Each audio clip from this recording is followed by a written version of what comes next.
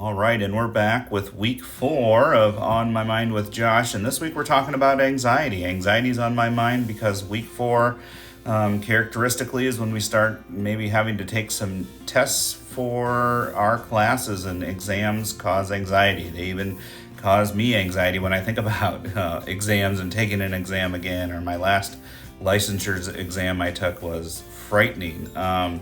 And anxiety was high. But one of the things we want to know is that we can't exist with anxiety. We don't want to eliminate anxiety from our lives.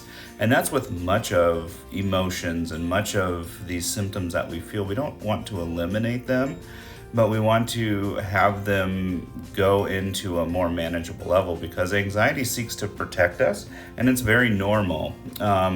When you may have seen me present in many of your classes, one of the things that I start out with some of my presentations is, how about who wants to burn the pizza, right? And we talk about being in a room and somebody volunteers to burn the pizza, and we begin to fill this room with smoke. But in this room, there's only one window, and there's a smoke alarm on the ceiling, right? And so when that smoke alarm detects the smoke, it begins to beep, right? And sometimes our natural response is to panic, right? Because there's a loud beeping noise, the room is filling with smoke. We don't want to ingest smoke inhalation, and potentially we could suffocate and die, right? So naturally we should panic, right? Naturally we should have some anxiety, I should say, right? And when we have this anxiety, it doesn't make a lot of sense for me to look up at that smoke detector and say, hey, it's time to shut up, right? It's time to shut off. I need you to stop beeping. When I do that, what I do is, I can even feel that when I do that and try to do that, is I feel my heart start to race a little bit, right? And that happens, it adds to the anxiety, because first of all, the smoke detector is doing its job, it's detecting the smoke. And with the smoke detector in our mind, it's a little piece, like an ice cream scoop about that size, called the amygdala, and it's our fear response, and it interacts with our stress hormone, which is cortisol, and it releases it into our blood, and we tense up and prepare to fight or flight or freeze, right?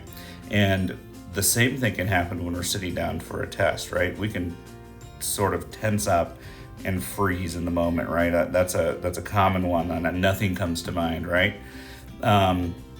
Because our brain says the most protective state is to do nothing, right? And that happens within that analogy as well, right? When we know when we're in that smoke-filled room, what we have to do is open that window, right?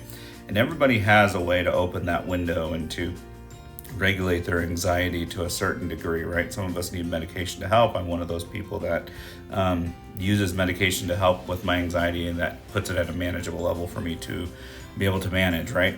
So, but when anxiety becomes a problem is when it becomes unmanageable and it becomes excessive, right? And that's why some of us use medication as an assist to our coping skills. But what that does is we start using language that's associated with self-doubt, right? And we begin to do things, what's called all or nothing thinking, right? So I don't know 100% of the material, therefore I'm going to fail, and I am a failure, therefore, right? And I'm going to drop out of college, and my parents are going to think I'm the worst person in the world, and we could play this out and continue, and I'm going to, be homeless, and then I'm going to die on the streets, right? We can really catastrophize it to that point, right? And that's the next piece of it, right? So we have all or nothing thinking, and we have catastrophizing, right? What's the point? I'll never get it anyway, right? I don't know 100% of it. I'm never going to get it anyway. I'm going to fail out of college. It's all over for me, right?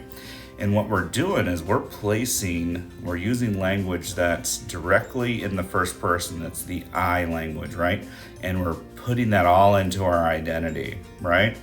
And I am this, I am that, right? So anxiety produces this self-talk that in some cases is helpful when it's in a manageable level, but it starts out being unhelpful when we place words like catastrophizing words or all or nothing thinking, right? I'm 100% a failure. I am worthless, or I am this, right? It's my identity. And that's what we don't want to happen. Now, when we talk in the first person, so this leads us right into our tool very nicely. Our tool is learning to talk to ourselves in the third person, right? So I might say, if I'm sitting down to an exam, Josh, it's okay. You don't know 100% of the material, but you don't have to get 100%. You just need an 80% to pass, right? So if you know 80% of the material, chances are you'll get above an 80% because you'll be able to guess a couple, right? Now, when I do that, I'm distancing myself from myself, right? So I can see myself and I can humanize myself a little better, right?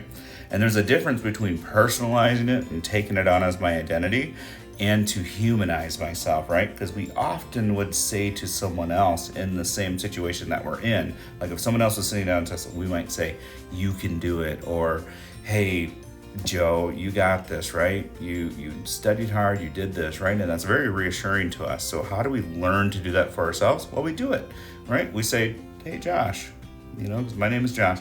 Hey, Josh, what about trying this? Or what about knowing that it's not an all or nothing thing? What about saying, if you don't pass this test, maybe you learn that you weren't meant to be, an engineer and whiz at math. Maybe you're going to be a social worker, right? And you're going to do really well at that. So those are things that we can do, right? So detach it from personalizing it and making it your identity, right? So that's what anxiety likes to do, because then we close in and we protect ourselves and we don't do nothing, when in all reality it's ending up being a bad thing, right? Because we're not protecting ourselves. So use the third person language to detach, push ourselves away from ourselves and say, hey, you got this, right? That's why we say sometimes we got to name our brains and say, hey, we need to talk to our brain like a friend, because it humanizes it for us, right? So be a human. That's my advice.